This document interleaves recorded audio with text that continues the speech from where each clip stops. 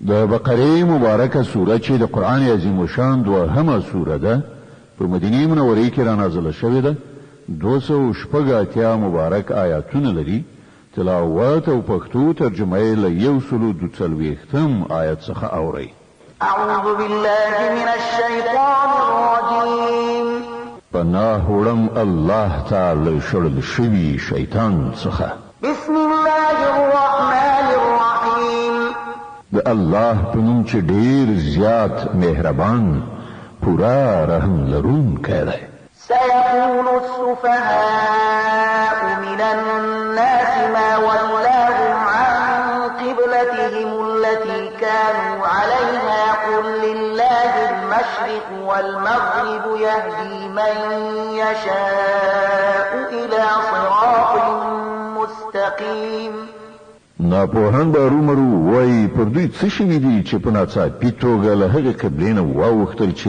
مخکې د هغې لوري ته لمونځ کوو ای پیغمبره دوی ته ووایه ختیځ او لویدیځ ټول د الله دي د الله چې هر چاته خوښه شي سمه لاره ورښي وكذلك جعلناكم أمة وسطا لتكونوا شهداء على الناس ويكون الرسول عليكم شهيدا وما جعلنا القبلة التي كنت عليها إلا لنعلم من يتبع الرسول ممن ينقلب على عقبيه وإن كانت لكبيرة إلا على الذين هدى الله وما كان الله ليضيع إيمانكم إن الله بالناس لرؤوف رحيم او په همدې ډول مونږ تاسې یو امت وسط ګرځولي یاست تر څو تاسې په نړیوالو شاهدان او پیغمبر پر تاسې شاهد اوسي پخوا چې تاسې کوم لوري ته مخ اړوو هغه مو صرف د دې ښوونې لپاره قبله ټاکلې وه چې څوک د پیغمبر صلی الله علیه وسلم پیروي کوي او څوک په شا اوړي دا کار خو ډیر سخت و مګر د هغو کسانو لپاره هیڅ سخت ثابت نشو چې د الله له لارښوونې نه یې ګټه اخیستې وه الله به ستاسې دا ایمان هیڅکله ضایع نه کړي باور ولرئ چې هغه پر خلکو ډیر زیات مهربان او رحمت کوونکی دی قد نرى تقلب وجهك في السماء فلنولينك قبلة ترضاها فول وجهك شطر المسجد الحرام وحيث ما كنتم فولوا وجوهكم شطره وإن الذين أوتوا الكتاب ليعلمون أنه الحق من ربهم وما الله بغافل عما يعملون د آسمان لوري ته ستا بیا مخ اوښتل مونږ وینو دا دی مونږ ته د هغې قبلې لوري ته ګرځوو چې ستا خوښیږي د مسجد حرام لوري ته مخ وګرځوه اوس چې تاسې هر چیرته اوسئ نو همغه لوري ته مخ واړوئ لمونځ وکړئ کوم خلکو ته چې کتاب ورکړی شوی دی ښه پوهیږي چې د قبلې بدلیدو دا امر د هغو د رب لخوا او حق دی خو له دې سره چې دوی څه کوي الله ورڅخه ناخبره نه دی ولئن أتيت الذين أوتوا الكتاب بكل آية ما تبعوا قبلتك وما أنت بتابع قبلتهم وما بعضهم بتابع قبلة بعض ولئن اتبعت أهواءهم من بعد ما جاءك من العلم إنك إذا لمن الظالمين کته د اهل کتابو ته هر نښانه راوړي نشي کېدای چې دوی ستا د قبلې پیروي وکړي او نه ته دا کولی شي چې د هغو د قبلې پیروي وکړي او د هغو هیڅ یوه ډله د بلې ډلې د قبلې پیروي ته هم تیاره نه ده او که ته له هغه علم نه وروسته چې درته راغلی دی د هغو غوښتنو پسې لاړ شي نو ارومرو به په ظالمانو کې وشمېرل شي الذين آتيناهم الكتاب يعلمون كما يعرفون أبناءهم وإن فريقا منهم ليكتمون الحق وهم يعلمون.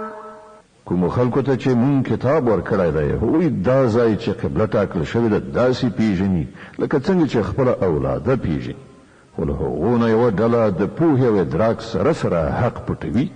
الحق من ربك فلا تكونن من الممترين. دا په غوڅه توګه یوه حقه خبره ده ستا د رب له لوري، نو ته د هغه په باب هېڅکله شکمن کېږه مه.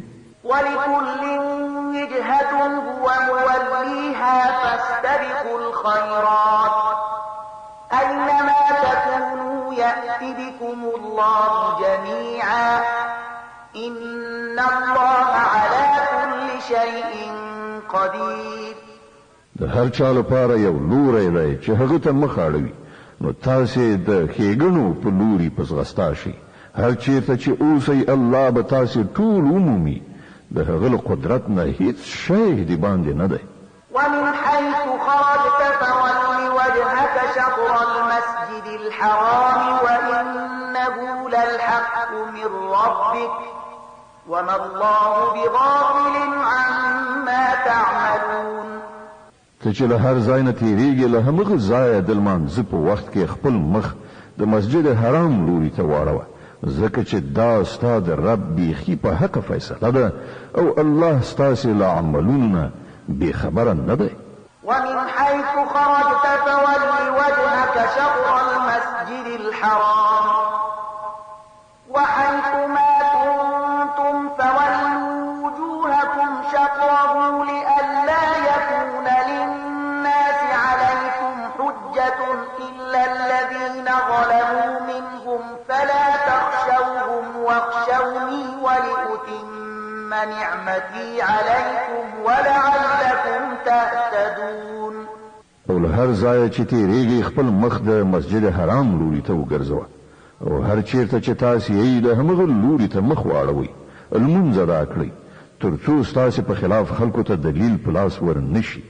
هو د ظالمانو ژبه به په هیڅ حال کې ونه تړله شي، خو له هغو نه مه ویرېږئ بلکې له ما نه وویرېږئ، او د دې لپاره چې زه پر تاسې خپل نعمتونه پوره کړم، او په دې هیله چې زما د دې امر په عملي کولو تاسې د همغسې خلاصون لاره ومومئ.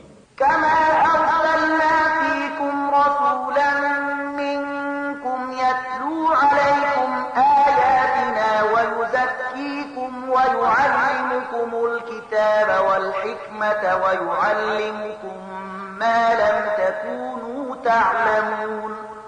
لکه چې تاسې ته په دې سره برای در په برخه شوی چې ما ستاسې په منځ کې په خپله له تاسې نه یو پیغمبر مبعوث کړ چې تاسې ته زما آیتونه اوروي، ستاسې ژوند سوتره کوي، تاسې ته د کتاب او حکمت ښوونه کوي، او تاسې ته هغه خبرې در زده کوي چې تاسې پرې نه پوهېدئ.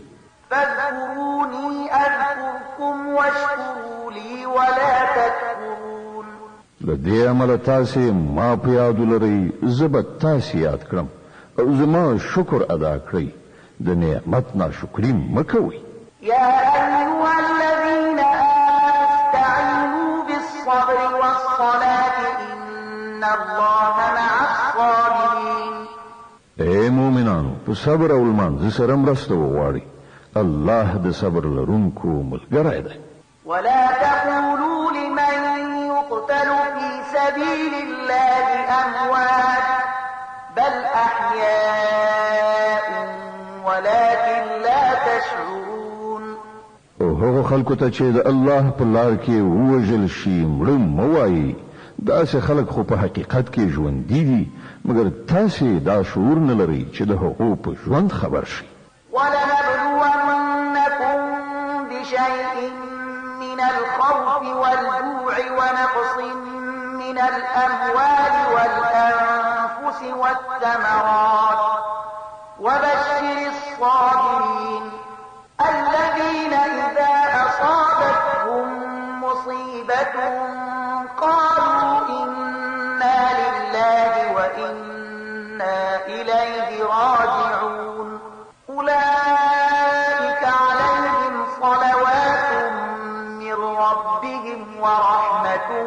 وأولئك هم المهتدون. او مونږ به ارومرو په ویره خطر الوګه د سر او مال په تاوان او د عایداتو په خساره کې پاخته کولو پر تاسې ازمویښت کوو او زیری ورکړه صبر کوونکو ته هغه کسان چې کله ورته کوم مصیبت ورسیږي وایي مونږ د الله یو او د هغه لوري ته ورګرځېدونکي یو. دا همغه کسان دي چې د دوی د رب لخوا پر دوی مغفرت او نعمت دی او هدایت کړی شوي دي. إن الصفا والمروة من شعائر الله فمن حج البيت أو اعتمر فلا جناح عليه أن يطوف بهما ومن تطوع خيرا فإن الله شاكر عليم. په یقیني توګه صفا او مروه د الله له نښانو څخه دي. له دې امله څوک چې د بیت الله حج یا عمره وکړي د هغه لپاره وبال نشته که د دې دوه غونډیو ترمنځ طواف وکړي او څوک چې په خوښه مینه څه نیک کار وکړي الله پرې خبر دی او د هغه قدر کوونکی دی. إن الذين يكتمون ما أنزلنا من البينات والهدى من بعد ما بيناه للناس في الكتاب أولئك يلعنهم الله ويلعنهم اللاعنون. کوم خلک چې زمون نازل شوی روښانه لارښودنې او هدایات پټوي په داسې حال کې چې مونږ هغه د ټول انسانانو د لارښودنې لپاره په خپل کتاب کې بیان کړي دي باور ولري چې الله هم ورباندې لعنت وایي او ټول لعنت ویونکي هم ورباندې لعنت وایي. إلا الذين تابوا وأصلحوا وبينوا فأولئك أتوب عليهم وأنا التواب الرحيم. البته څوک چې دا کار پریږدي خپل کړه وړه سم کړي او څه چې پټ کړي وو د هغو په بیانولو پیل وکړي هغو ته به زه بخښنه وکړم او زه لوی بخښونکی او رحم کوونکی یم. د بقرې مبارکه سوره چې د قرآن عظیم شان دوهمه سوره ده په مدینې منورې کې را نازله شوې ده 280 مبارک آیاتونه لري. تلاوت او پښتو ترجمه یې له 118 آیت څخه اوري.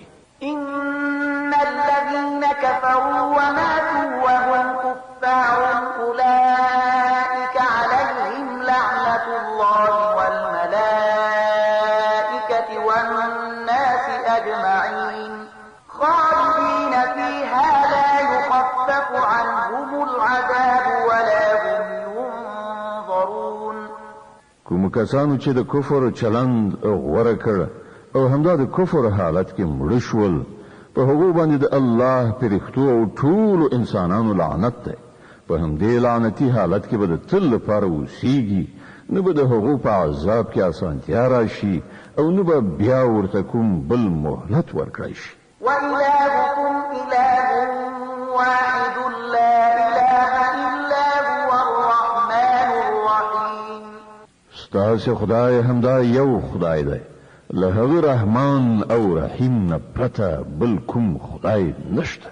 إن في خلق السماوات والأرض واختلاف الليل والنهار والفلك التي تجري في البحر بما ينفع الناس وما أنزل الله من السماء من ماء فأحيا به الأرض بعد موتها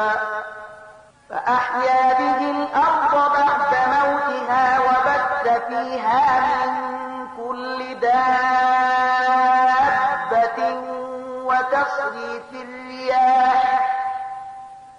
وتصريف الرياح والسحاب المسخر بين السماء والأرض لآيات لقوم يعقلون.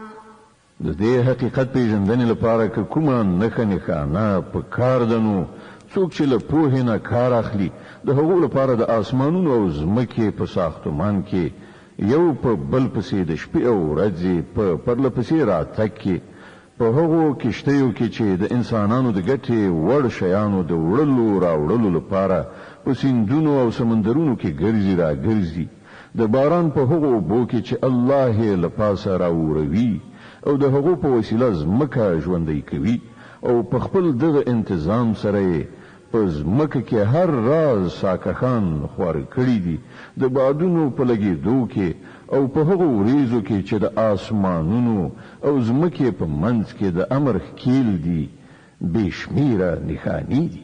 ومن الناس من يتخذ من دون الله أندادا يحبونهم كحب الله والذين آمنوا أشد حبا لله ولو يرى الذين ظلموا إذ يرون العذاب أن القوة لله جميعا وأن الله شديد العذاب. خدای پر یووالي باندې د دې ښکارات څرګندو دلالت کوونکو نښو نښانو د لیدلو سره سره هم ځینې خلک داسې دي چې له الله نه پرته نور د هغه سیالان او مخې ګرځوي او پر هغو داسې میندې لکه چې څنګه له الله سره مینا لرل ښایي. په داسې حال کې چې ایمان لرونکو ته تر هر چا زیات الله ګران وي. هغه ادراک او احساس چې د ظالمانو ته د عذاب د لیدو په وخت کې پیدا کېدونکی دی که همدا نن دوی لیدلی وای نو باور به راغلی وای چې ټول قوت او ټول واکمنۍ یوازې الله لره دي او په دې به هم باور شوی وای چې الله سره ډیر سخت عذاب شته. إذ تبرأ الذين اتبعوا من الذين اتبعوا ورأوا العذاب وتقطعت بهم الأسباب. کله چې هغه سزا ورکړي په هغه وخت کې به حالت داسې وي چې هماغه لیډران او رهبران چې په دنیا کې پیروي کېدله له خپلو پیروانو څخه به بیزاري څرګنده کړي خو په عذاب به اخته شي او د هغو د ټولو سببونو او وسایلو لړۍ به پرې کړه شي.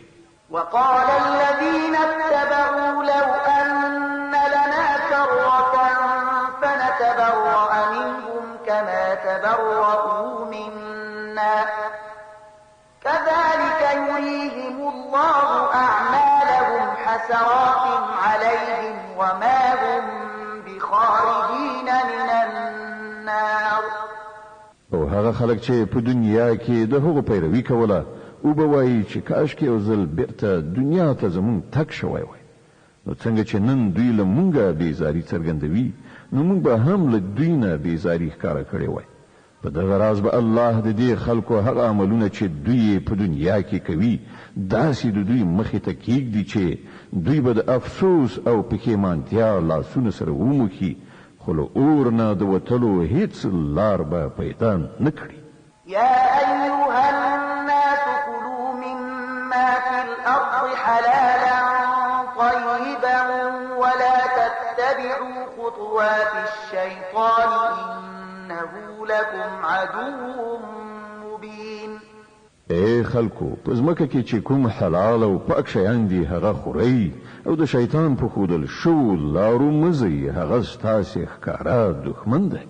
إنما يأمركم بالسوء والفحشاء وأن تقولوا على الله ما لا تعلمون. تاسو ته د بدی او بے حیايي امر کوي او دې ته ملمسوي چې په خدای پورې هغه خبري وتړي چې تاسو پرې نه پوهیږئ چې هغه الله نه دی ویلي.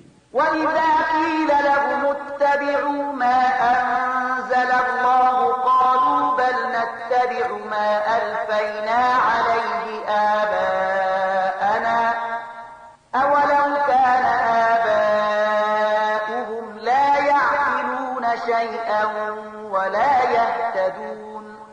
او ته چې کله ویل کېږي چې د الله د اوامرو پیروي وکړئ نو په جواب کې وایي چې مونږ به د همغه مسلک پیروي کوو چې مونږ پر هغه باندې خپل پلرونه نیکونه میندلي دي. ښه نو که د هغو پلرونو نیکونو له پوهې نه هیڅ کار هم نه وي اخیستی او سمه لارې نه وي موندلي آیا بیا هم دوی د هغو پیروي کوي؟ ومثل الذين كفروا كمثل الذي ينعق بما لا يسمع إلا دعاء ونداء صم بكم عمي فهم لا يعقلون.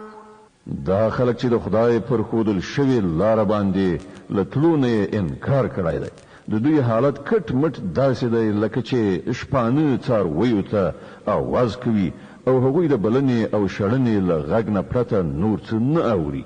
دوی کاڼه دي، ګونګیان دي، ړانده دي، ځکه خو په هیڅ خبره نه پوهي. يا أيها الذين آمنوا كلوا من طيبات ما رزقناكم واشكروا لله إن كنتم إياه تعبدون. اے مؤمنانو، که تاسو پر اختیار سره د همدې الله بندگی کوونکي یاست، نو کوم پاک شیان چې مونږ درکړي دي هغه په بے پروايي سره خورئ او د الله شکر باسئ. إنما حرم عليكم الميتة والدم ولحم الخنزير وما أهل به لغير الله فمن اضطر غير باغ ولا عاد فلا إثم عليه إن الله غفور رحيم. د الله له لوري که پر تاسو څه بندیز لګول شوی دی نو هغه دا دی چې د خپل مړ شوي یعنی مردار غوښه د وینې او د خوږ د غوښې له خوړلو نه ډډه وکړئ او داسې کوم شی مه خورئ چې پر هغه باندې له الله نه پرته د بل چا نوم اخیستل شوی وي. هو که څوک د اړتیا په حالت کې وي او له دغو شیانو نه څه شی بیل دی چې د قانون ماتولو اراده ولري یا له حده تیری وکړي وخوري نو پر هغه باندې څه وبال نشته. الله بخونکی او رحم کوونکی دی. إن الذين يكتمون ما أنزل الله من الكتاب ويشترون به ثمنا قليلا أولئك ما يأكلون في بطونهم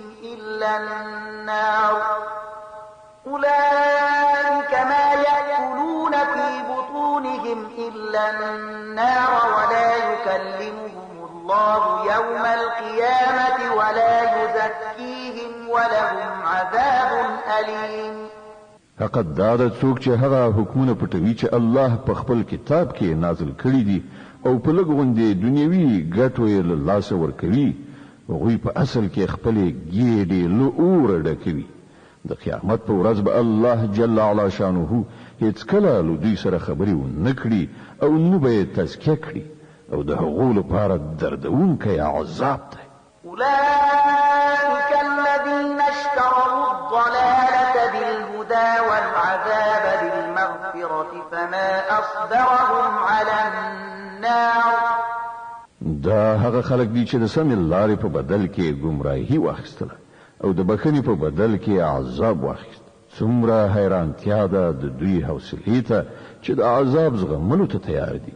ذلك بأن الله نزل الكتاب بالحق وإن الذين اختلفوا في الكتاب لفي شقاق بعيد. دا ټول کارونه ځکه وشول چې الله خو له حق سره سر تر پایه برابر کتاب نازل کړی، مګر کوم خلکو چې په کتاب کې اختلافونه منځته راوړل هغوی په خپلو لانجو کې له حق نه ډیر لرې لاړل. ليس البر أن تولوا وجوهكم قبل المشرق والمغرب ولكن البر من آمن بالله واليوم الآخر والملائكة والكتاب والنبيين وآتى المال على حبه ذوي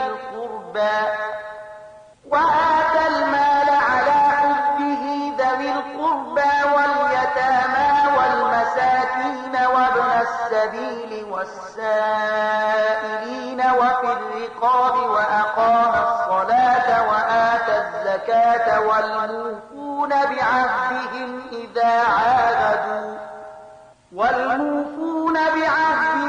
إذا عاهدوا والصابرين في البأساء والضراء وحين البأس أولئك هم المتقون.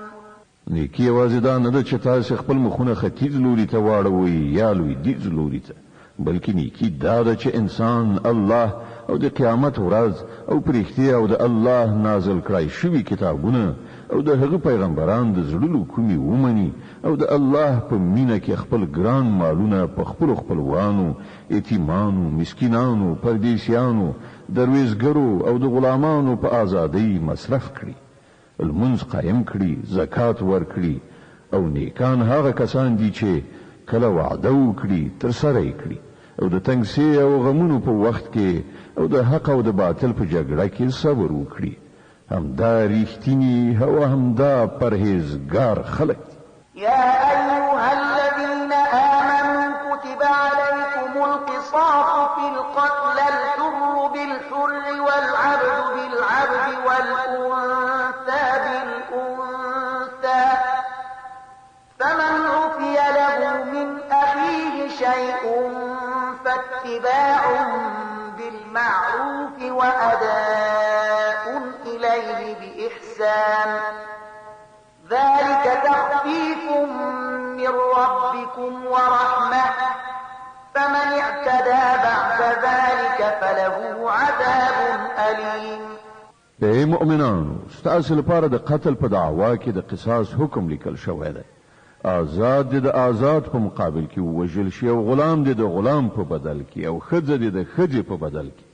هو کله کوم قاتل سره د هغه دینی ورور یو څه نرمۍ کولو ته تیار وي، نو په ښه وجه د وژنې د بدل په باب اقدام وشي، او پر قاتل باندې لازمه ده چې په صداقت سره خونه یې ورکړي. دا ستاسې د رب لخوا سانتیا او رحمت دی. کله دې نه وروسته څوک تجاوز وکړي، د هغه لپاره دردونکی عذاب دی.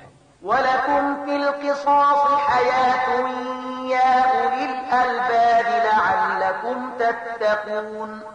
وخياران ستاسو لپاره په قصاص کې ژوند دی، په کار ده چې له دې قانون نه سر ونه غړوئ.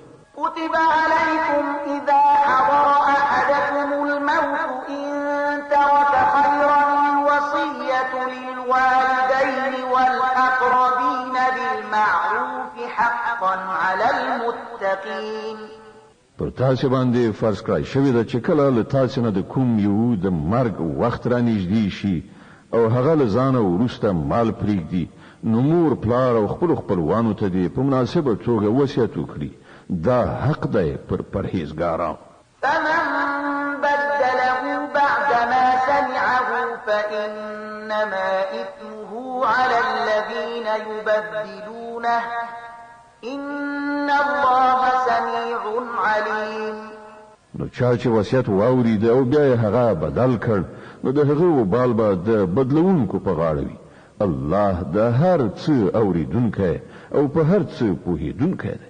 فمن خاف من موص جنفا أو إثما فأصلح بينهم فلا إثم عليه إن الله غفور رحيم.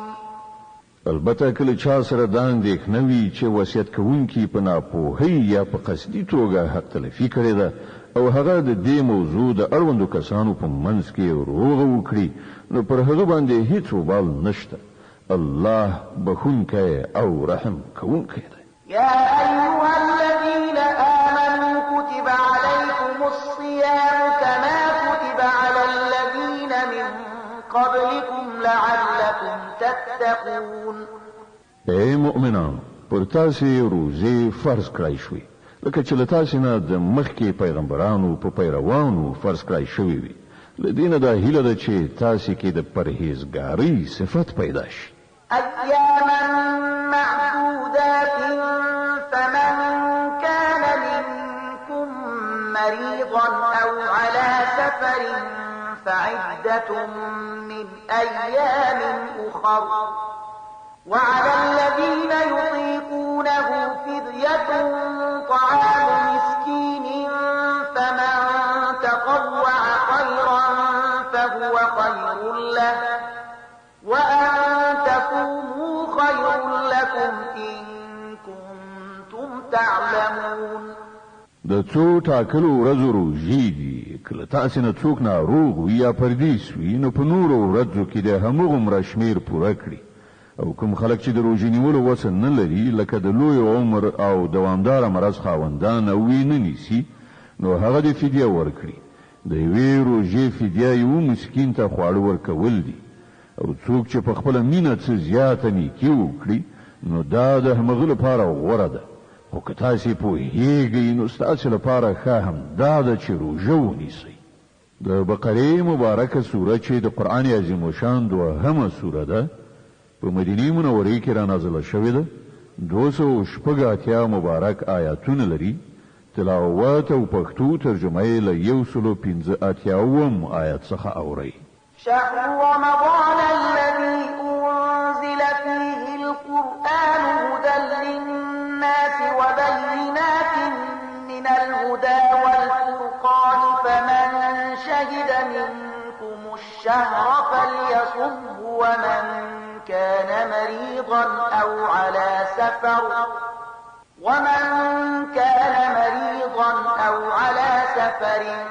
فعدة من أيام أخر يريد الله بكم اليسر ولا يريد بكم العسر ولتكملوا العدة ولتكبروا الله على ما هداكم ولعلكم تشكرون رمضان هغه میاشت چې په هغې کې قرآن نازل کړی شو چې د انسانانو لپاره له سره تر پایه هدایت ده او داسې څرګندې لارښودنې پکې دي چې د سمې لارې ښوونکي او د حق او باطل یو له بله په ډاګه بېلوونکي دي له دې کبله څوک چې له دې وروسته دا میاشت ومومي پر هغه لازمه ده چې دا ټوله میاشت روژه ونیسي او که څوک ناروغ یا مسافر وي نو هغه دې په نورو ورځو کې د روژو شمېر پوره کړي الله پر تاسې آسانتیا راوستل غواړي سختی راوستل نه غواړي له دې امله تاسې ته دا طریقه ښودله کېږي تر څو تاسې د روژو شمېر پوره کړای شي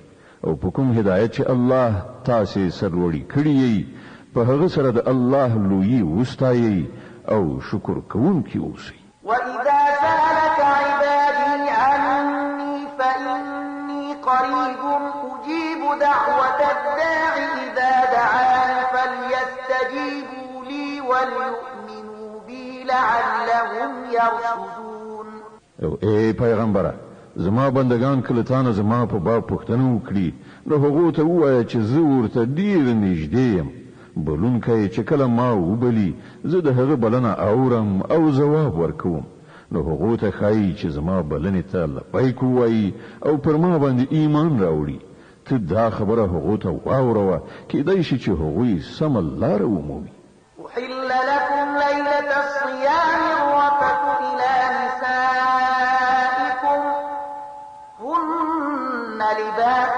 لكم وأنتم لباس لهن علم الله أنكم كنتم تختانون أنفسكم فتاب عليكم وعفى عنكم فالآن باشروهن وابتغوا ما كتب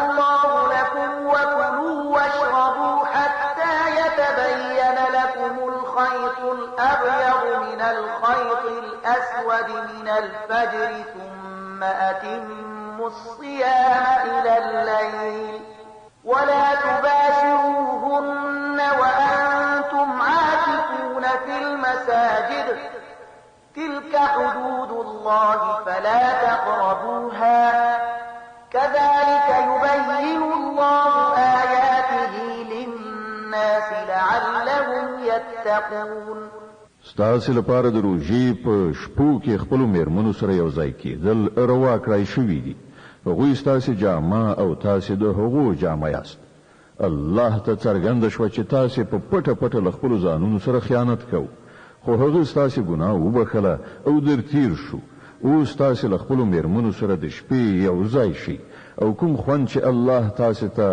روا کړی دی هغه واخلئ همدارنګه د شپې له مخې خورئ څښئ تر هغه وخته چې د شپې د ترږمۍ له تورې لیکې نه مو د سپېده داغه څړیکه تر سترګو شي له هغه وروسته دا هر څه پرېږدئ تر شپې پورې خپله روژه بشپړه کړئ او کله چې تاسې په جماعتونو کې څیله یاست یعنې اعتکاف کوئ نو د خپلو میرمنو سره نږدېوالی مه کوئ دا د الله وضع کړي حدود دي دې ته نږدې مه ورځئ دغه شان الله خپل حکمونه خلکو ته په ډاګه څرګندوي ښایي چې هغوی له ناوړه چلند نه ځانونه وژغوري ولا تأكلوا أموالكم بينكم بالباطل وتدلوا بها إلى الحكام لتأكلوا فريقا من أموال الناس بالإثم وأنتم تعلمون او تاسې مو په خپلو منځو کې یو د بل مال په ناروا توګه خورئ او مه هغه حاکمانو ته په دې غرض باندې کوئ چې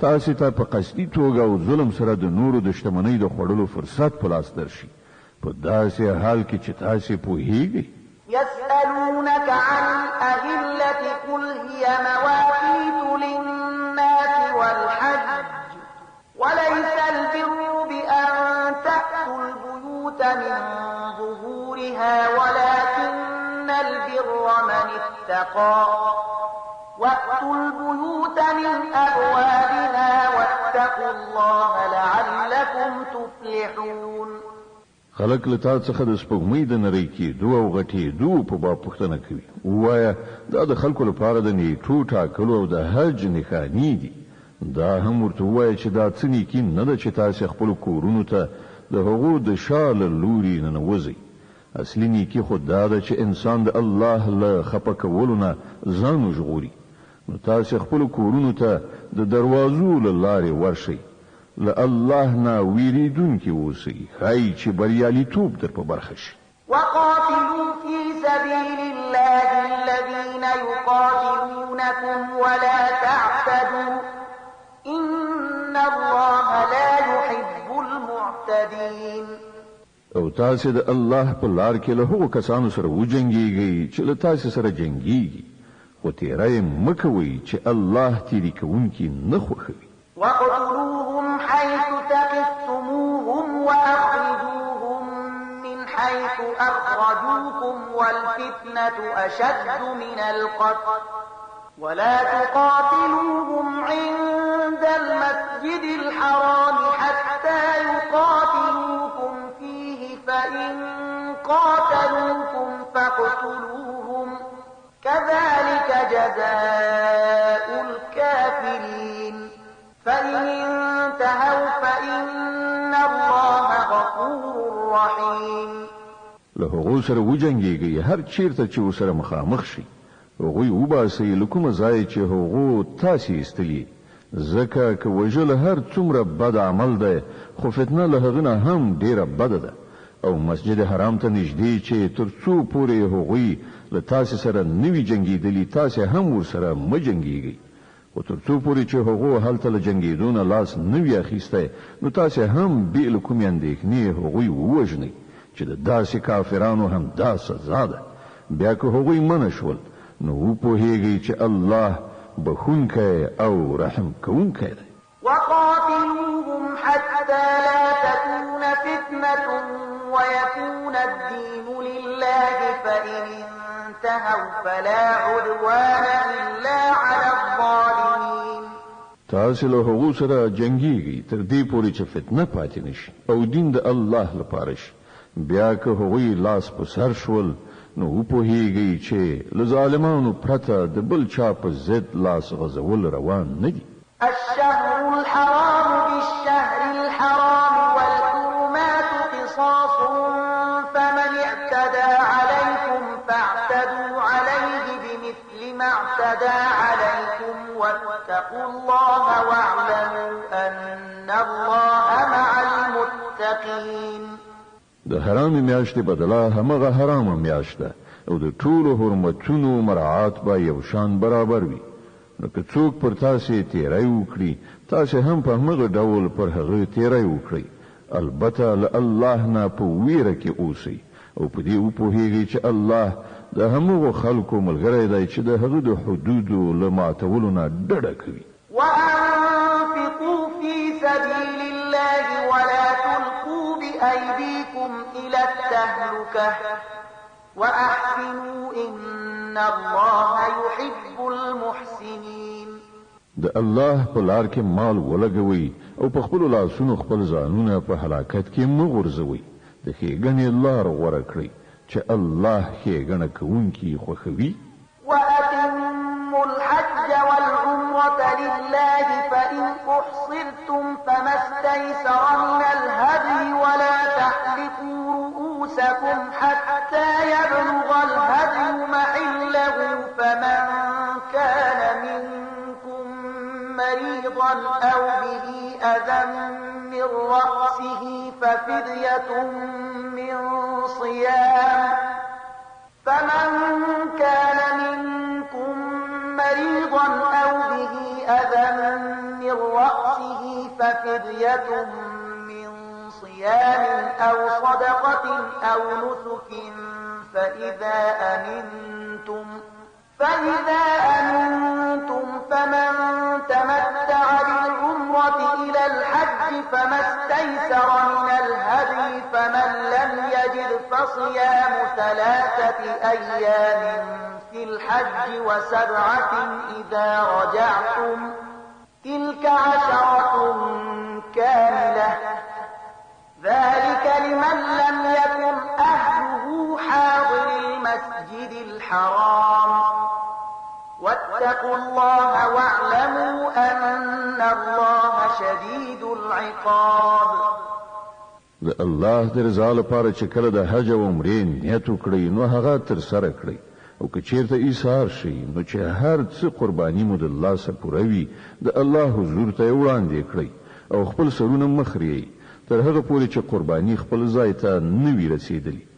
خو که څوک ناروغ وي یا په سر کې څه تکلیف وي او له دې امله خپل سر وخري نو هغه ته دا پکار ده چې د فدیې په توګه روژې ونیسي یا خیرات وباسي یا قرباني ورکړي. بیا که تاسو ته امنیت په برخه شو او تاسو د حج له ورځو مخکې مکې ته ورسېدئ نو چا چې له تاسو څخه د حج د ورځو له راتلو نه مخکې له عمرې نه ګټه واخیستله هغه د خپل وس په اندازه قرباني وکړي او که قرباني ونه میندله نو 3 روژې د حج په دوران کې او روژې د کور ته لستنېدو وروسته په دغه شان د 10 روژې پوره کړي. دا آسانتیا د هغو چا لپاره ده چې کور کهول مسجد حرام ته نږدې نه وي. د الله د دې حکمونو له تخلف نه ځان وژغورئ او په دې ښه وپوهیږئ چې الله ډېر سخت سزا ورکوونکی دی. الحج أشهر معلومات فمن فرض فيهن الحج فلا رفث ولا فسوق ولا جدال في الحج وما تفعلوا من خير يعلمه الله وتزودوا فإن خير الزاد التقوى واتقون يا أولي الألباب.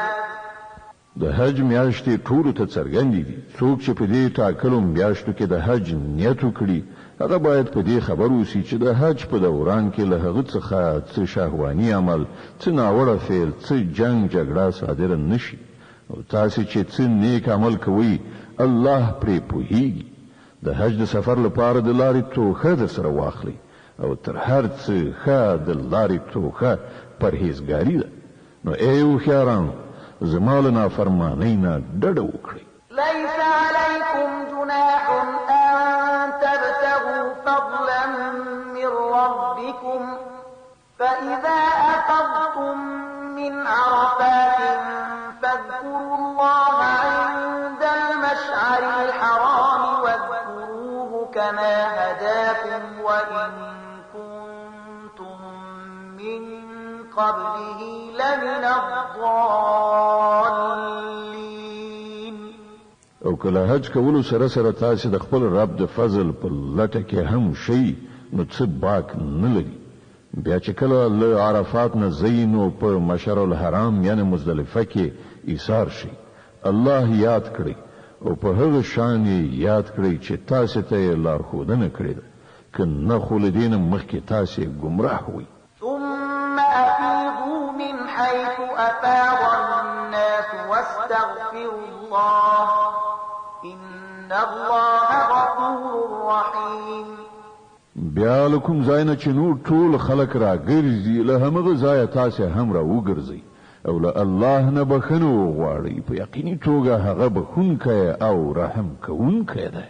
فإذا قضيتم مناسككم فاذكروا الله كذكركم آباءكم أو أشد ذكرا فمن الناس من يقول ربنا آتنا في الدنيا وما له في الآخرة من خلاق.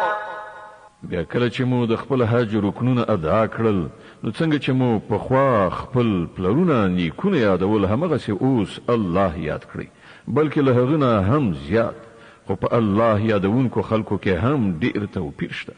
له هغه نه څوک داسې دي چې وایي ای زمونږ رب مونږ ته هر څه په همدې دنیا کې راکړه دغه انسان ته په آخرت کې هیڅ برخه نشته. ومنهم من يقول ربنا آتنا في الدنيا حسنة وفي الآخرة حسنة وقنا عذاب النار. او څوک وایي ای زمونږ رب مونږ ته هم د دنیا او هم د آخرت ښېګڼې را په برخه کړه او مونږ د اور له عذابه وساته. أولئك لهم نصيب مما كسبوا والله سريع الحساب. داسې خلک به د خپلو کړو سره سم په دواړو دارایانو کې د برخې څښتنان وي او د الله په حساب اخیستنه کې به څه ځنډ را نشي. واذكروا الله في أيام معدودات فمن تعجل في يومين فلا إثم عليه ومن تأخر فلا إثم عليه لمن اتقى واتقوا الله واعلموا أنكم إليه تحشرون. دا د شمار څو ورځې دي چې تاسو باید د خدای په یاد کې تیرې کړئ. بیا که څوک تلوار وکړي په 2 ورځو کې راستون شي نو اوبال نشته او که څوک راستنېدل وزنډوي نو هم څه باک نشته په دې شرط چې دا ورځې په پرهیزګارۍ تیرې کړي وي. د الله له نافرمانی نه ځان وژغورئ او ښه پوه شئ چې یوه ورځ د هغه حضور ته ستاسې وړاندې کېدل دي. ومن الناس من يعجبك قوله في الحياة الدنيا ويشهد الله على ما في قلبه وهو ألد الخصام. په انسانانو کې څوک داسې دي چې د هغه خبرې د دنیا په ژوند کې تاسو ته ډېرې ښې ښکاري او هغه پر خپلې نیک نیتۍ باندې په وار وار الله شاهد نیسي خو په حقیقت کې هغه د حق ډیر سخت دښمن وي. وإذا تولى سعى في الأرض ليفسد فيها ويهلك الحرث والنسل والله لا يحب الفساد. او کله چې هغه ته قدرت په لاس ورځي نو په ځمکه کې د هغه ټولې هلې ځلې د دې لپاره وي چې فساد خور کړي کښتونه لوټ کړي او انساني زوزات له منځه یوسي. په داسې حال کې چې الله هغه ذات چې هغه به شاهد نیو هیڅ کله فساد نه خوښوي. وإذا قيل له اتق الله أخذته العزة بالإثم فحسبه جهنم ولبئس المهاد. او کله چې ورته ویل کیږي چې الله نه ویریږي نو د خپل پت او آبرو مفکوره پر ګناه ټینګوي. د داسې بنی آدم لپاره دوزخ دی او هغه ډیر ناکاره استوګنځی دی. ومن الناس من يشري نفسه ابتغاء مرضات الله والله رؤوف بالعباد. د بل پلوه په انسانانو کې داسې څوک هم شته چې د خپل خدای د رضا په لټه کې خپل سر قربانوي او په داسې بندگانو باندې الله ډیر زیات مهربان دی. يا أيها الذين آمنوا ادخلوا في السلم كافة ولا تتبعوا خطوات الشيطان إنه إنه لكم عدو مبين. اے مؤمنانو، تاسې په هر اړخیز ډول په اسلام کې ننوځئ او د شیطان پیروي مکوئ چې هغه ستاسې ښکاره دښمن دی. فإن زللتم من بعد ما جاءتكم البينات فاعلموا أن الله عزيز حكيم. کومې ښکاره څرګندې لارښودنې چې تاسې ته راغلي دي، که د هغو له میندلو وروسته بیا هم تاسې وښویېږئ، نو ښه وپوهېږئ چې الله پر ټولو غالب د حکمت خاوند او پوه دی. هل ينظرون إلا أن يأتيهم الله في ظلل من الغمام والملائكة وقضي الأمر وإلى الله ترجع الأمور. که د دې ټولو نصیحتونو او لارښودنو وروسته بیا هم خلک سم نه وي، نو آیا اوس هغوی دې ته سترګې په لاره دي چې الله د وریځو چترۍ ودروي، د پرښتو له صفونو سره دوی ته مخامخ راشي او پرېکړه وکړی شي؟ په پای کې خو ټولې چارې د همدې الله حضور ته وړاندې کېدونکي دي. سل بني إسرائيل كم آتيناهم من آية بينة ومن يبدل نعمة الله من بعد ما جاءته فإن الله شديد العقاب. لبني اسرائیلو نه پوښتنه وکړه، مونږ څنګه ښکاره څرګندې نښې نښانې ورښودلي دي، او دا هم ورڅخه پوښتنه وکړه چې کوم قوم چې د الله نعمت له میندلو وروسته په بدمرغۍ سره بدل کړي، هغو ته الله څنګه سخته سزا ورکوي. زين للذين كفروا الحياة الدنيا ويسخرون من الذين آمنوا والذين اتقوا فوقهم يوم القيامة والله يرزق من يشاء بغير حساب. کوم خلکو چې د کفر لاره غوره کړې ده، هغو ته د دنیا ژوند ډیر خوږ او په زړه پورې ګرځېدلی دی. دوی پر مؤمنانو ملنډې وهي، خو د قیامت په ورځ به همدا پرهیزګاران د دوی په پرتله د لوړ مقام خاوندان وي. پاتې شوه د دنیا روزي، نو د الله واک دی، چاته چې خوښه شي بې حسابه یې ورکوي. كان الناس أمة واحدة فبعث الله النبيين مبشرين ومنذرين وأنزل معهم الكتاب بالحق ليحكم بين الناس فيما اختلفوا فيه وما اختلف فيه إلا الذين أوتوه من بعد ما جاءتهم البينات بغيا بينهم فهدى الله الذين آمنوا لما اختلفوا فيه من الحق بإذنه والله يهدي من يشاء إلى صراط مستقيم. په لومړي وخت کې ټول خلک په یوه لاره روان، بیا چې دې وضع دوام نه کړ او اختلافونه رامنځته شول، نو الله پیغمبران ولېږل چې په سم تګ زیری ورکوونکي او د انحراف له نتیجو څخه ویرونکي او د هغو سره یو ځای حق کتاب ولېږه، تر څو هغه اختلافونه چې د حق په باب د خلکو ترمنځ راغلي وو فیصله کړي. او د دې اختلافونو پیښېدو دلیل دا نه چې په ابتدا کې خلکو ته د حق ښودنه نه وه شوې، نه، اختلاف هغو کسانو را پیدا کړ چې د حق په برخه کې معلومات ورکړ شوی. هغو د روښانه لارښودنو له میندلو نه وروسته صرف په دې غرض حق پرېښود، بېلابېلې لارې رامنځته کړي چې غوښتل یې په خپلو منځو کې یو پر بل تېری وکړي.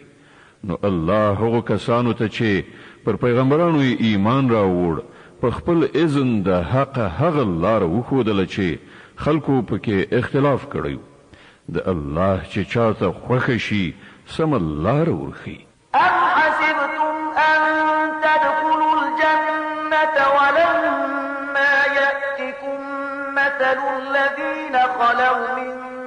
قبلكم مستهم البأساء والضراء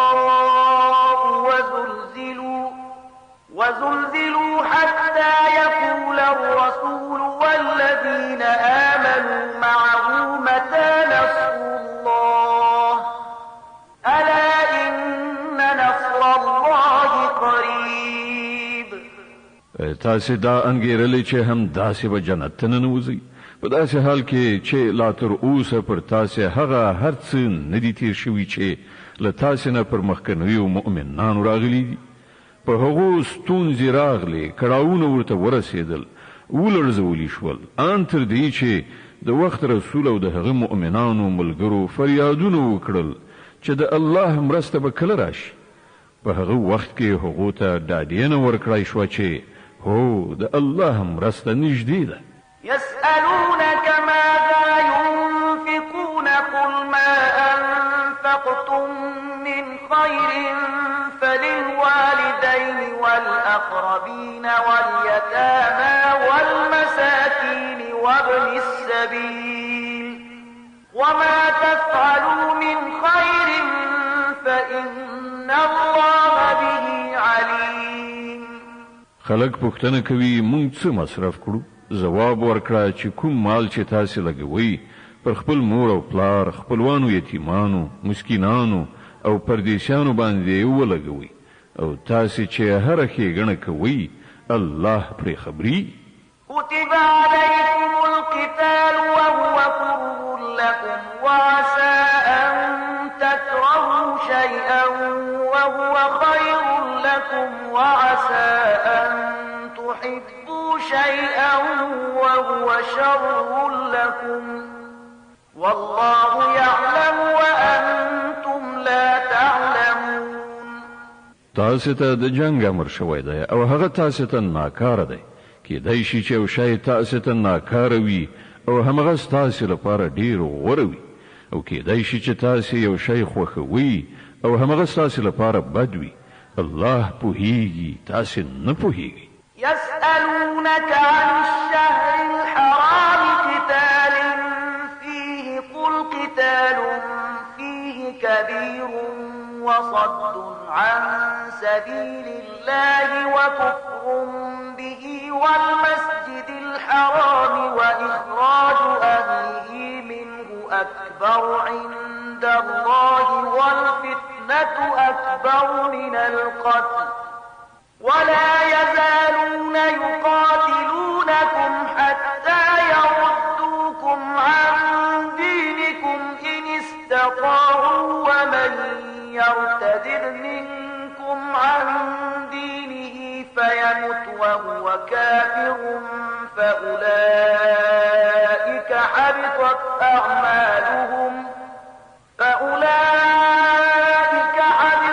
أعمالهم في الدنيا والآخرة وأولئك أصحاب النار هم فيها خالدون.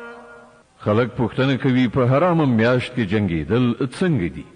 وایه په دې کې جنگ کول ډیر بد دي خو د خدای له لارې نه د خلکو منع کول پر الله باندې کافر کېدل د مسجد حرام لار د خدای پالونکو پر مخ تړل او د حرم اوسیدونکو له هغه ځای ایستل د خدای په وړاندې له دینه هم ډیر زیات بد کار دی او فتنه له وینو تویولو نه سخته ګناه ده. هغوی به له تاسې سره تل په جنگ اخته وي ان تر دې چې که یې وسه ورسیږي نو تاسې به له دې دین نه واړوي او په دې ښه پوه شئ چې له تاسې نه چې هر څوک له دې دین نه واوړي او د کفر په حالت کې ومري د هغه عملونه به په دنیا او آخرت دواړو کې به بېځا او ضایع شي. داسې خلک ټول دوزخیان دي او تل به په دوزخ کې اوسیږي. إن الذين آمنوا والذين هاجروا وجاهدوا في سبيل الله أولئك يرجون رحمة الله والله غفور رحيم. د دې پر خلاف کوم خلکو چې ایمان راوړی دی او چا چې د خدای په لار کې خپل کور وطن پریښی او جهاد یې کړی دی هغوی حق لري چې د خدای د رحمت هیله مند وي او الله د هغو د خطاو بخښونکی او پر هغو د خپل رحمت پیرزو کوونکی دی. د بقره مبارکه سوره چې د قرآن عظیم الشان دوهمه سوره ده په مدینه منوره کې را نازله شوې ده. 280 مبارک آیاتونه لري. تلاوت او پښتو ترجمه یې له 219 آیت څخه اوري. يسألونك عن الخمر والميسر قل فيهما إثم كبير ومنافع للناس وإثمهما أكبر من نفعهما ويسألونك ماذا ينفقون قل العفو كذلك يبين الله لكم الآيات لعلكم تتفكرون في الدنيا والآخرة. پوښتنه کوي د شراب او جواری یعنی قمار څه حکم دی؟ وایا په دواړو کې لویه ګناه ده. که څه هم د خلکو لپاره به څه ګټه هم پکې وي خو ګناه یې له ګټې نه ډیره زیاته ده. پوښتنه کوي موږ د خدای په لار کې څه مصرف کړو؟ وایا هغه څه چې ستاسې له اړتیا نه زیات وي. په دې ډول الله تاسې ته خپل احکام په څرګنده توګه بیانوي. ښایي چې تاسې د دنیا او آخرت دواړو په باب فکر وکړئ. ويسألونك عن اليتامى قل إصلاح لهم خير وإن تخالطوهم فإخوانكم والله يعلم المفسد من المصلح ولو شاء الله لأعنتكم إن الله عزيز حكيم. پوښتنه کوي له یتیمانو سره دې څه چار چلند وشي؟ وایا په کوم ډول چلند کې چې د هغو ښېګڼه وي د همغه غوره کول ډیر ښه دي. او که تاسې خپل او د هغو خرڅ او لګښت او ژوند ژواک سره ګډ او شریک کړئ څه باک نشته نو هغوی خو ستاسې ورونه دي. د ورانکارو او روغچارو دواړو حال الله ته ښکاره دی. که د الله خوښه شوې وای نو په دې کار کې به تاسې له ستونزو سره مخامخ کړي وای. مګر هغه په واکمنۍ سربیره د حکمت څښتن هم دی. ولا تنكحوا المشركات حتى يؤمن ولأمة مؤمنة خير من مشركة ولو أعجبتكم ولا تنكحوا المشركين حتى يؤمنوا ولعبد مؤمن خير من مشرك ولو أعجبكم أولئك يدعون إلى النار والله يدعو إلى الجنة والمغفرة بإذنه ويبين آياته للناس لعلهم يتذكرون. تاسې له مشرکو ښځو سره هیڅکله نکاح مه کوئ تر څو چې ایمان نه وي راوړی. یو مسلمانه وینځه له ازادې مشرکې نه ډیره ښه ده که څه هم چې ستاسې هغه ډیره خوښه وي. او مسلمانې ښځې مشرکانو ته هیڅکله په نکاح مه ورکوئ تر څو چې هغو ایمان نه وي راوړی. یو مسلمان غلام له آزاد مشرک نه ډیر ښه دی که څه هم چې هغه ستاسې ډیر خوښ وي. دا کسان تاسې د اور خواته دعوت کوي او الله په خپل اذن سره تاسې ته د جنت او بخښنې په لوري بلنه درکوي. او هغه خلکو ته خپل حکمونه په څرګنده توګه بیانوي. کیدای شي چې هغوی درس واخلي او نصیحت ومني. ويسألونك عن المحيض قل هو أذى فاعتزلوا النساء في المحيض ولا تقربوهن حتى يطهرن فإذا تطهرن فأتوهن من حيث أمركم الله إن الله يحب التوابين ويحب المتطهرين. پوښتنه کوي د حیض څه حکم دی؟ وایا هغه یو د پلیدۍ حالت دی. په هغه کې له ښځو نه بیل اوسئ او هغو ته مه نږدې کیږئ تر څو چې هغوی پاکې شي. بیا چې کله هغوی پاکی شي نو له هغو سره هغه شان یو ځای شي چې الله درته امر کړی دی د الله هغه خلق خوښیږي چې له بدۍ نه لاس واخلي او سپېڅلتیا غوره کړي. نساؤكم حرث لكم فأتوا حرثكم أنا شئتم وقدموا لأنفسكم واتقوا الله واعلموا أنكم ملاقوه وبشر المؤمنين. ستاسې ښځې ستاسې کښتونه دي، ستاسې خپله خوښه ده، څنګه مو چې زړه غواړي هغه شان په خپل کښت کې تصرف وکړئ، خو د خپل راتلونکي فکر ولرئ او د الله له خفګان نه ځان وژغورئ. ښه پوه شئ چې یوه ورځ به له هغه سره یو ځای کیږئ. او ای پیغمبره، څوک چې ستا لارښودنې ومني هغو ته د بري او نیکمرغۍ زیری ورکړه. ولا تجعلوا الله عرضة لأيمانكم أن تبروا وتتقوا وتصلحوا بين الناس والله سميع عليم. د الله نوم په داسې قسمونو خوړلو کې مه یادوئ چې په هغو کې هدف له نیکۍ، پرهیزګارۍ او د خدای د بندگانو د ښېګڼې له کارونو څخه منع کول وي. الله ستاسې ټولې خبرې اوري او په هر څه پوهیږي. لا يؤاخذكم الله باللغو في أيمانكم ولكن يؤاخذكم بما كسبت قلوبكم والله غفور حليم. کوم بې معنا قسمونه چې تاسې بې ارادي خوړلي وي پر هغو باندې مو الله نه نیسي، خو کوم قسمونه چې تاسې د زړه له کومې خوړلي وي پر هغو به مو ارومرو نیسي.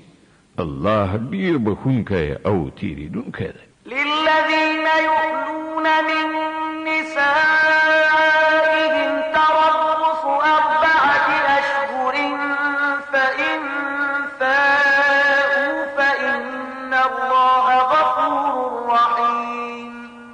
کوم خلک چې له خپلو ښځو سره د نااړوندۍ قسم کوي هغو ته 4 میاشتې وخت دی، که ورته رجوع وکړه نو الله بخونکی او رحیم دی. وإن عزموا الطلاق فإن الله سميع عليم. او که هغو د طلاق هوډ یعنی عزم کړی وي نو ودې پوهیږي چې الله هر څه اوري او په هر څه پوهیږي.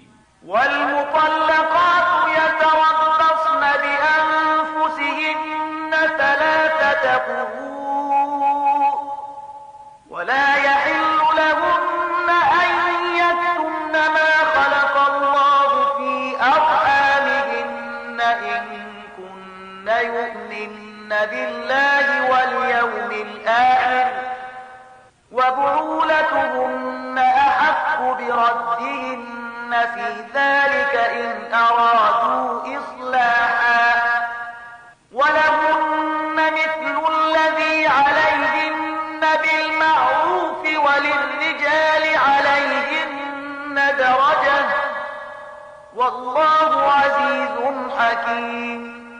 کوم ښځو ته چې طلاق ورکړی شوی وي هغوی د 3 حیضونو موده په انتظار تیره کړي او دا ورته روانه ده چې هغه څه چې الله د دوی په رحم کې پیدا کړي وي هغه پټ کړي. هغوی ته هیڅکله نه ښایي چې داسې وکړي که په خدای او د آخرت په ورځ ایمان لري.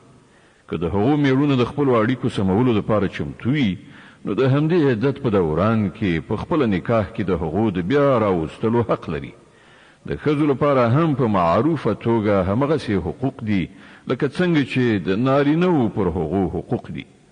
البته نارینه پر هغو باندې یوه درجه لري او پر ټولو باندې الله غالب، مقتدر او د حکمت او پوهې څښتن دی. الطلاق مرتان فإمساك بمعروف أو تسريح بإحسان ولا يحل لكم أن تأخذوا مما آتيتموهن شيئا إلا أن يخافا ألا يقيما حدود الله فإن خفتم ألا يقيما حدود الله فلا جناح عليهما فيما افتدت به تلك حدود الله فلا تعتدوها ومن يتعد حدود الله فأولئك هم الظالمون.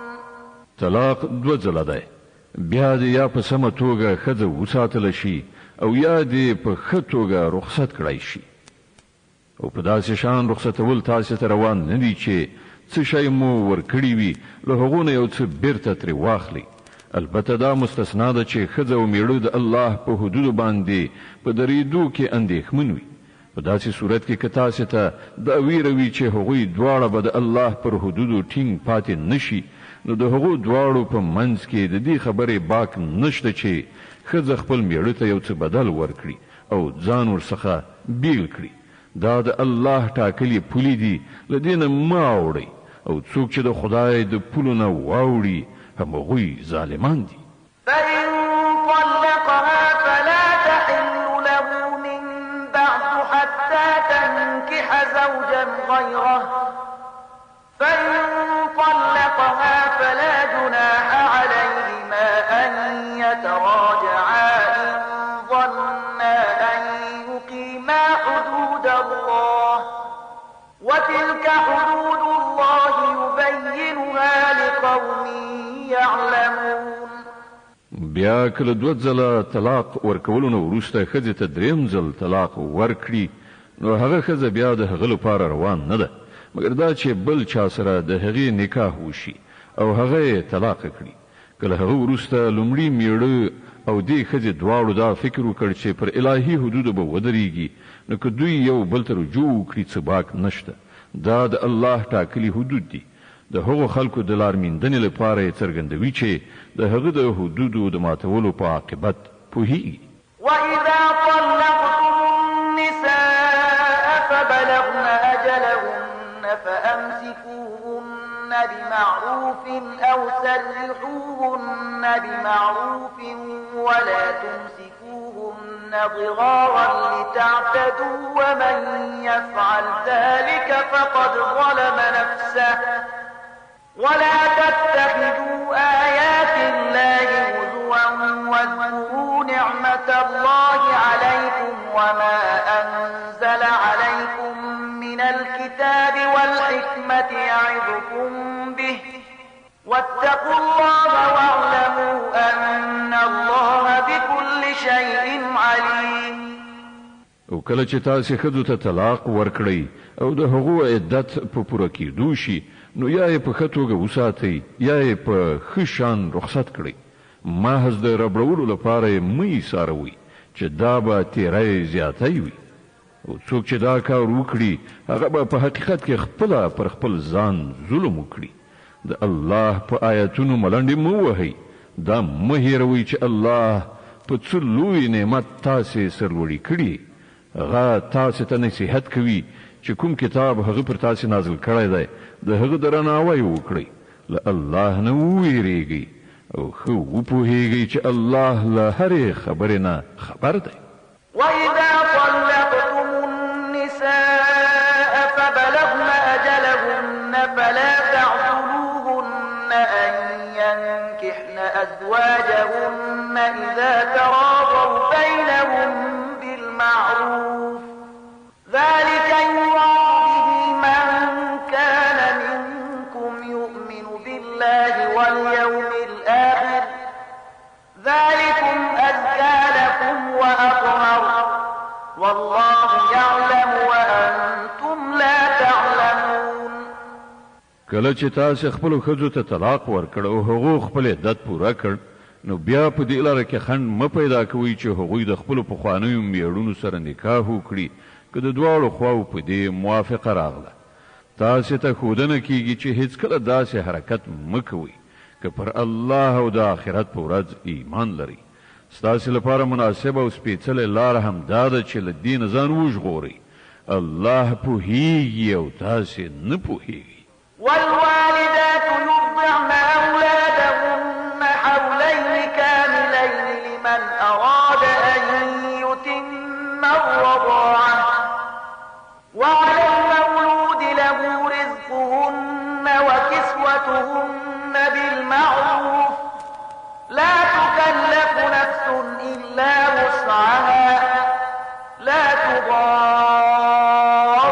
والدة بولدها ولا مولود له بولده وعلى الوارث مثل ذلك فإن أرادا فصالا عن تراض منهما وتشاور فلا جناح عليهما وإن أردتم أن تسترضعوا أولادكم فلا جناح عليكم إذا سلمتم ما آتيتم بالمعروف واتقوا الله واعلموا أن الله بما تعملون بصير. نمایندې د خپلو بچانو ته پوره 2 کاله تی ورکړي. په دې صورت کې به د ماشوم پلار په ښه توګه هغو ته خوراک او جامې ورکوي، خو داسې نه وي چې د چا په اوږه د هغه له وس نه پورته پیټی کېښودل شي. نه د مور ته له دې امله آزار ورسول شي چې ماشوم د هغې دی، او نه د پلار له دې امله وکړول شي چې ماشوم د هغه دی. د تی ورکوونکي چې څنګه د ماشوم په پلار دا حق دی، همداراز د هغه پر وارث هم دی. خو که دواړه خواوې په خپل منځي موافقه او مشوره له تی بیلول غواړي، د دې خبرې څه باک نشته. او که ستاسې په نظر کې دا وي چې کومه بله ښځه دې ستاسې ماشوم ته تی ورکړي، نو په دې کې هم څه وبال نشته، خو په دې شرط چې تی ورکوونکي سره مو په کومه اجوره فیصله کړې وي، هغه په ښه توګه ادا کړئ. له الله نه وویریږئ، وپوهیږئ چې تاسې چې هر څه کوئ الله هغه ویني. والذين يتوفون منكم ويذرون أزواجا يتربصن بأنفسهن 4 أشهر وعشرا فإذا بلغن أجلهن فلا جناح عليكم فيما فعلن في أنفسهن بالمعروف والله بما تعملون خبير. لتاسې څخه چې څوک ومري او کونډې پاتې شي، نو هغوی دې پر خپل ځان 4 میاشتې او 10 ورځې په عدت تیرې کړي. بیا چې کله عدت پوره شي، نو د خپلو شخصي چارو په باب د هغو خپله خوښه ده په ښه توګه چې څه کوي ودې کړي. پر تاسې څه مسؤلیت نشته. الله ستاسې ټولو له کړو وړو نه خبر دی. ولا جناح عليكم فيما عرضتم به من خطبة النساء أو أكننتم في أنفسكم علم الله أنكم ستذكرونهن ولكن لا تواعدوهن سرا إلا أن تقولوا قولا معروفا ولا تعزموا عقدة النكاح حتى يبلغ الكتاب أجله واعلموا أن الله يعلم ما في أنفسكم فاحذروه واعلموا أن الله غفور حليم. د عدت په موده کې که تاسې له هغو کونډو سره د نکاح هیله په اشاره کنایات څرګنده کړئ، او که یې په زړونو کې پټه وساتئ، په دواړو صورتونو کې څه باک نه لري. الله پوهیږي چې هغوی به په زړونو کې در یادیږي، خو پام کوئ چې پټه وعده او تړون به ورسره نه کوئ. که کومه خبر کول وي، نو په روا ډول دي وي، او د نکاح تړلو پریکړه تر هغه وخته مه کوئ چې تر څو پورې عدت تیر شوی نه وي. ښه وپوهیږئ چې الله ان ستاسې د زړونو په رازونو پوهیږي، نو له هغه نه وویریږئ، او په دې هم وپوهیږئ چې الله زغمونکی دی، له وړو وړو خبرو تیریږي. لا جناح عليكم إن طلقتم النساء ما لم تمسوهن أو تفرضوا لهن فريضة ومتعوهن على الموسع قدره وعلى المقتر قدره متاعا بالمعروف حقا على المحسنين. پر تاسې هیڅ ګناه نشته که خپلو ښځو ته مخکې له هغه طلاق ورکړئ چې لاس مو نه وي وروړی او مهر مو نه وي ټاکلی. په دې صورت کې هغو ته څه ناڅه ورکول ضروري دي. وسوال دې د خپلې وسې او بېوزلي دې د خپلې وسې په اندازه په ښه توګه څه ورکړي. دا پر نیکانو حق دی. وإن طلقتموهن من قبل أن تمسوهن وقد فرضتم لهن فريضة فنصف ما فرضتم إلا أن يعفون أو يعفو الذي بيده عقدة النكاح وأن تعفوا أقرب للتقوى ولا تنسوا الفضل بينكم إن الله بما تعملون بصير. او که تاسې له لاس وروړلو مخکې طلاق ورکړی وي خو مهر مو ټاکلی وي نو په دې صورت کې به نیمایي مهر ورکول وي. دا بیله خبره ده چې ښځه نرمه وضع وکړي او مهر وانخلي، یا هغه څوک چې د نکاح د عقد واکمن دی له نرمۍ نه کار واخلي او پوره مهر ورکړي. او تاسې یعنې نارینه که ښه وضع وکړئ نو دا له تقوا سره ډیره ښایي. په خپل منځي چارو کې مروت مه هېروئ، الله ستاسې عملونه ویني. د بقرې مبارکه سوره چې د قرآن عظیم شان 2مه سوره ده په مدینې منورې کې را نازله شوې ده.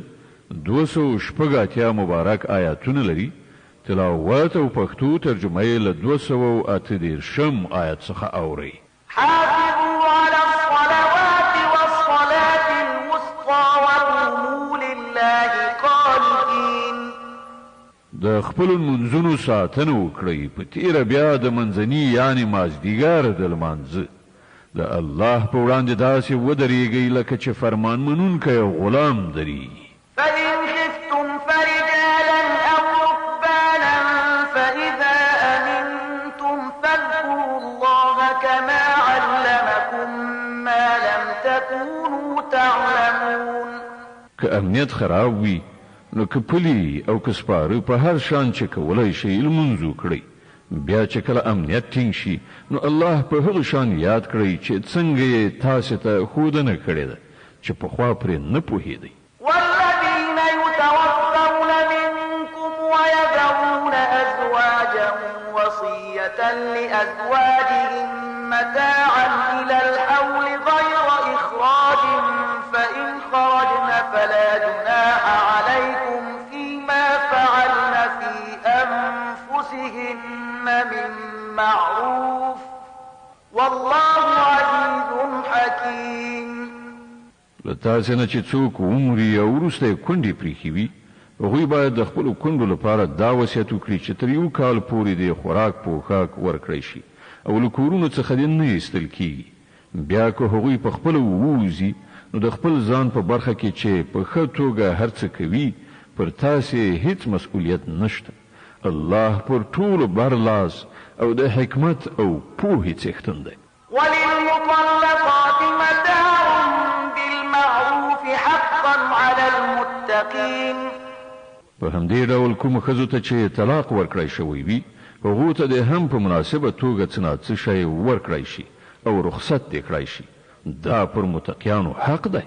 كذلك يبين الله لكم آياته لعلكم تعقلون.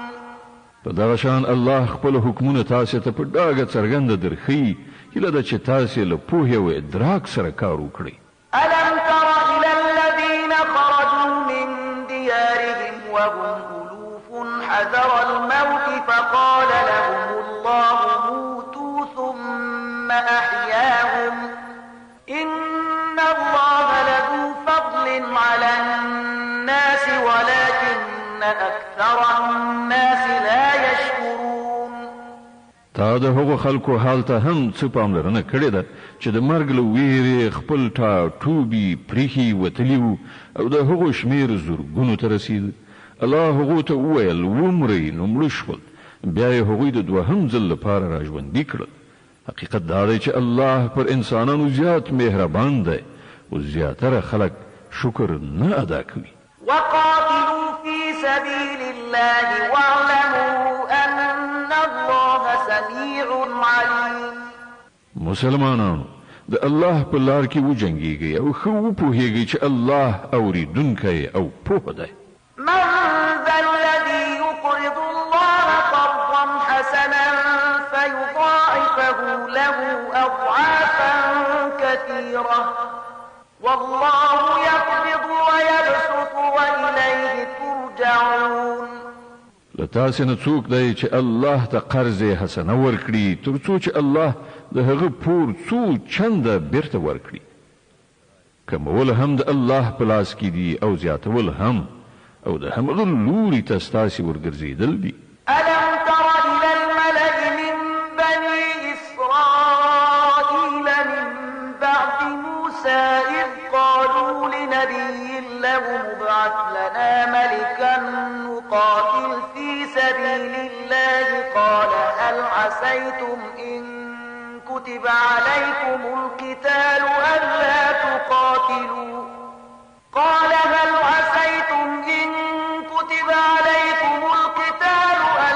تقاتلوا قالوا وما لنا ألا نقاتل في سبيل الله وقد أخرجنا من